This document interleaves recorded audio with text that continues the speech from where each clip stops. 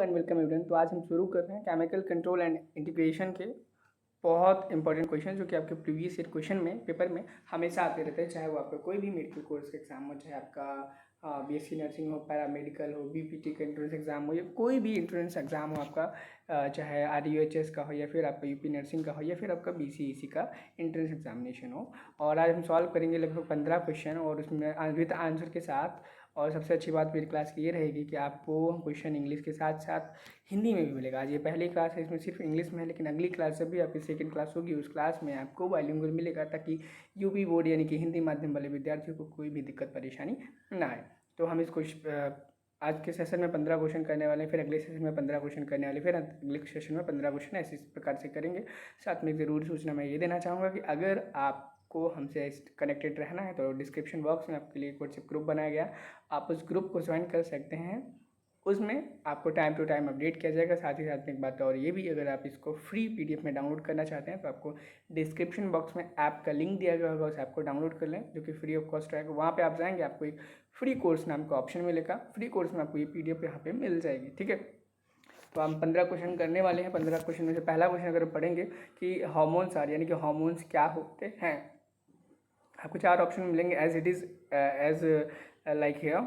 आपको यहाँ पे दिख रहा होगा एनसीईआरटी पेज नंबर। एक बेनिफिट ये भी है कि मैं यहाँ पे जो भी क्वेश्चन कराऊंगा ये एकदम यूनिक होंगे, यानी कि आपके एनसीईआरटी की किताब से यहाँ पे पेज नंबर देख सकते हैं फॉर द रेफरेंस। ठीक है, यानी कि अगर आप ये क्वेश्चन को करेंगे, यही क्वेश्चन एज इट इज़ आप एग्जाम में आने वाले, क्योंकि यहाँ पे पेज नंबर के साथ यहाँ पे दिया गया है। हार्मोन्स आर, यहाँ पे ऑप्शन क्वेश्चन था हार्मोन्स क्या है, intercellular messenger, intracellular messenger, nutrients, all of this. याद रखना, हार्मोन्स इंटरसेलुलर मैसेंजर होते हैं। क्या होते हैं? इंटरसेलुलर मैसेंजर होते हैं। ऑप्शन नंबर बी आपका करेक्ट हो जाएगा। नेक्स्ट अगर हम क्वेश्चन की बात करेंगे, सेकंड क्वेश्चन क्या कह रहा है, हार्मोन्स आर सिक्रेटेड बाय, यानी कि हार्मोन्स किसके द्वारा सिक्रेट किया जाता है, हार्मोन्स किसके द्वारा सिक्रेट किया जाता है। पेज नंबर 239 से क्वेश्चन उठाया गया है। और यहाँ पे ऑप्शन है all organ of the body, all gland of the body, only exocrine glands, organized endocrine glands. ठीक है, ये आपका क्वेश्चन था। इसका जो करेक्ट आंसर हो जाएगा, करेक्ट इसका होगा सेकंड का D option, organized endocrine gland. जो ऐसी ग्लैंड्स जो ऑर्गेनाइज्ड होती हों, याद रखना, वही सिर्फ हार्मोन्स को रिलीज करेंगे। जो भी एक्सोक्राइन ग्लैंड्स रिलीज करती हैं उसको हम हार्मोन नहीं बोलते हैं। याद रखना, उसे हम हार्मोन नहीं बोल सकते। वो प्रोटीन हो सकता है, वो कोई भी सिक्रेशन हो सकता है, लेकिन हम उसे हार्मोन नहीं बोलते। हार्मोन सिर्फ उन्हीं को बोलेंगे जो एक organized well defined endocrine gland के थ्रू निकला है, उसको ही हम हार्मोन बोलेंगे। ठीक है, नेक्स्ट क्वेश्चन की अगर हम बात करें, नेक्स्ट क्वेश्चन देखेंगे। नेक्स्ट क्वेश्चन कहता है कि which one of the following is not a endocrine gland, यानी कि इनमें से ऐसी कौन सी ग्लैंड है जो कि इंडोक्राइन बिल्कुल भी नहीं है। Pineal, pituitary, thyroid, liver. आपको यहाँ पे 4 ऑप्शन मिले हैं, 4 में से आपको जो करेक्ट आंसर होने वाला है सी। क्यों? क्योंकि लीवर जो आपका है वो एक्सोक्राइन ग्लैंड का पार्ट है, क्योंकि हमारे बॉडी का सबसे बड़ा ग्लैंड है ये।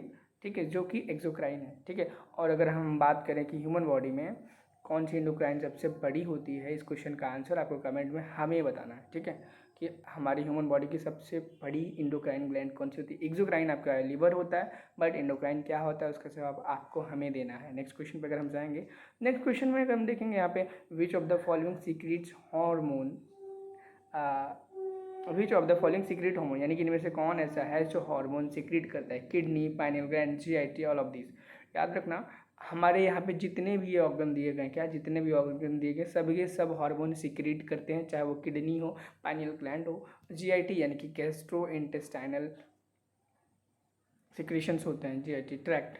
ठीक है, गैस्ट्रो इंटेस्टाइनल ट्रैक्ट। ठीक है, ऑल ऑफ दीज आ जाएगा। ठीक है, इसका नेक्स्ट अगर हम क्वेश्चन पे मूव करते हैं, नेक्स्ट क्वेश्चन हमारा देखेंगे। यहाँ पे क्वेश्चन बोलता है कि which of the following part can not act as endocrine gland of our body, यानी कि इनमें से ऐसा कौन सा ग्लैंड है जो हमारे इंडोक्राइन ग्लैंड का एक पार्ट नहीं है। ठीक है, इंडोक्राइन का पार्ट नहीं है। Pineal, pancreas, adrenal, NCIT. यहाँ आपको 4 ऑप्शन दिए गए, याद रखना। देखो यहाँ पे अगर हम बात करें पेनक्रियाज की, तो पेनक्रियाज वो हेट्रोक्राइन ग्लैंड होता है। क्या होता है? हेट्रोक्राइन ग्लैंड होता है, मतलब कि पेनक्रियाज दोनों प्रकार का है।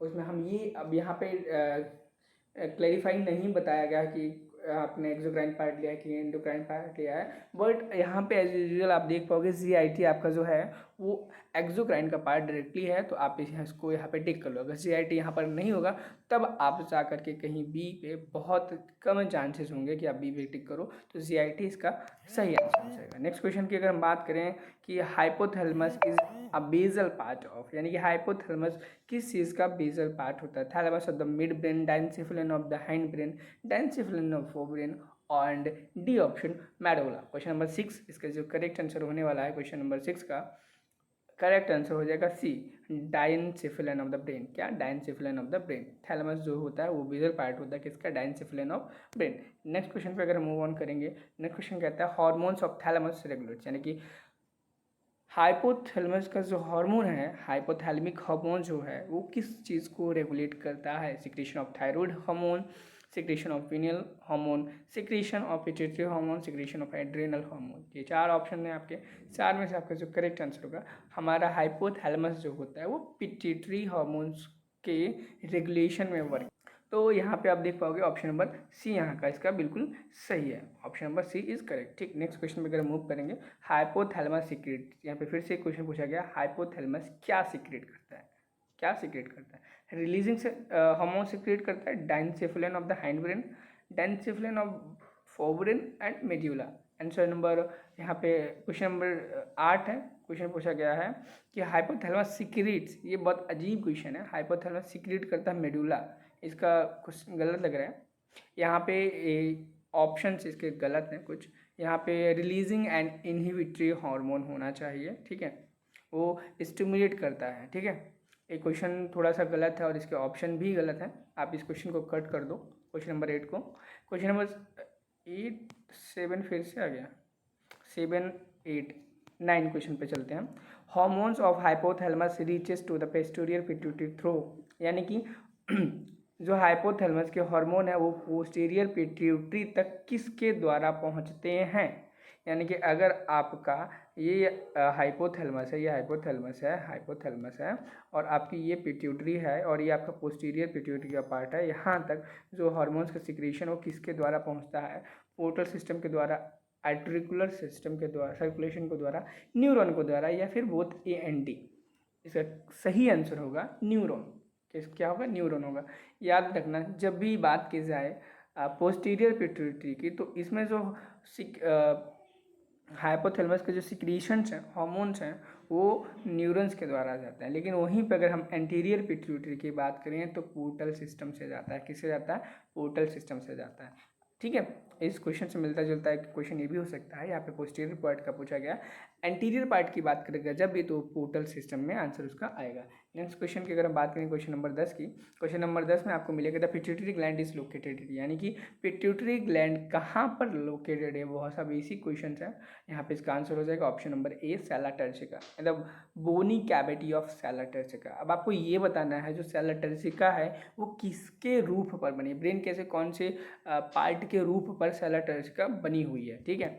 नेक्स्ट क्वेश्चन अगर हम बात करेंगे क्वेश्चन नंबर 11, क्वेश्चन नंबर 11 कहता है anatomically pituitary gland is divided into, anatomically pituitary कितने पार्ट में डिवाइड है? ठीक है, वैसे 2 प्रकार से है, आपको बहुत अच्छे तरीके से मालूम होगा, adeno hypophysis and neuro hypophysis, ठीक है, adeno hypophysis and neuro hypophysis, ठीक है।